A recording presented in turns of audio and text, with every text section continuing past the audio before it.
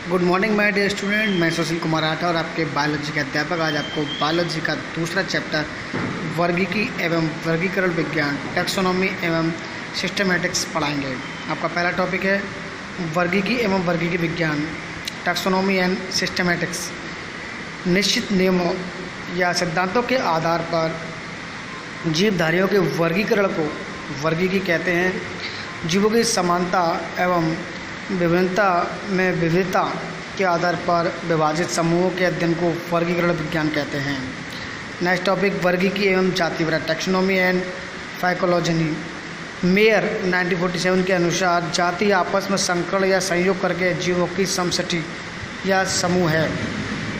यह जीवों के वर्गमूल इकाई है। पुरानी विचारधारा के अनुसार जाति एक स्थायी इकाई है जिसमें कोई परिवर्तन नहीं होता, किंतु आधुनिक वैज्ञानिकों के अनुसार जाति एक गतिशील और परिवर्तनशील इकाई है जिसमें वातावरण के अनुसार कुछ परिवर्तन होते रहते हैं। ये परिवर्तन धीरे धीरे एकत्रित होते हैं तथा लाखों करोड़ों वर्षों में मूल जाति को ही परिवर्तित कर देते हैं।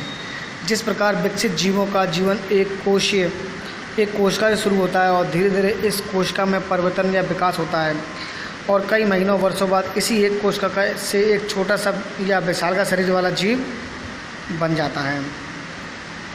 किसी भी जाति के सदस्यों की विकासीय कथा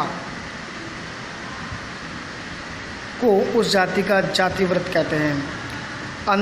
अंतर्राष्ट्रीय पद्धति के अनुसार जीवों के वर्गीकरण को वर्गीकी कहते हैं। जीवों का वर्गीकरण उनके जातिवृत्त को प्रदर्शित करता है। इस प्रकार के वर्गीकरण को विकासीय वर्गीकरण या जातिवृत्तीय वर्गीकरण कहते हैं। एंगलर और पेंटल, हचिंसन, तख्तेजान,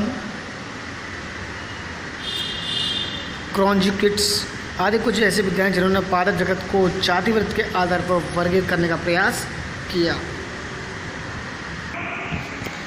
जाति की संकल्पना कंसेप्ट ऑफ स्पीसीज। जाति वर्गीकरण एवं जैव विकास दोनों की ही मूलभूत इकाई है। अतः जाति ऐसे जीवों का समूह जिनकी संरचना एवं कार्यों में अत्यधिक समानता होती है।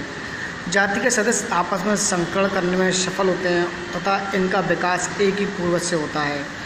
किसी जाति के सदस्यों के निम्नलिखित गुण होते हैं। नंबर 1, इनमें आकार की समानता होती है। नंबर 2, ये आपस में जन्म करके संतान उत्पन्न करते हैं। इनकी संतान में भी संतान उत्पन्न करने की क्षमता होती है। नंबर 3, ये अन्य जाति के सदस्यों को संकर करने में असमर्थ होते हैं।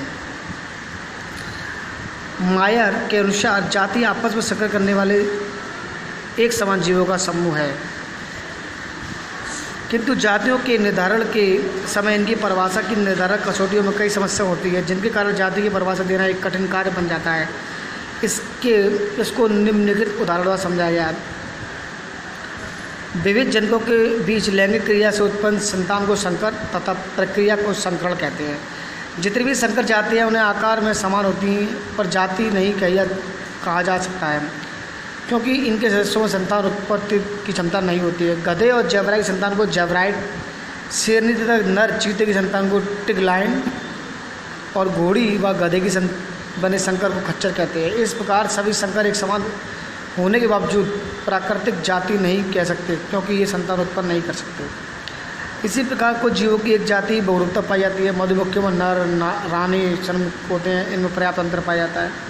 कुछ ही जीवों की जातियाँ तो ऐसी हैं जिनमें नर और मादा में इतना अधिक अंतर पाया जाता है कि इन्हें एक ही जाति में रखना उचित नहीं जान पड़ता। विभिन्न जातियाँ संकल्पना है। Various species concepts. जातियों की प्रकृति के समझने के लिए विज्ञानियों ने निम्नलिखित अवधारणा प्रस्तुत की। नंबर 1, आकार के जाति अवधारणा।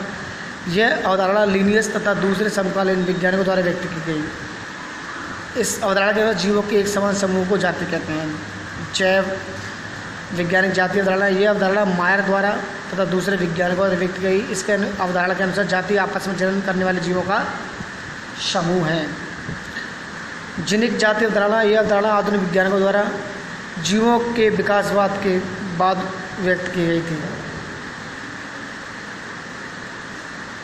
इस अवधारणा के अनुसार अंतरा प्रजनन करने वाले जीवों की एक ऐसी समस्या जिसमें समान जीव समूह पाया जाता है उन्हें जैनिक जाति अवधारणा कहते हैं।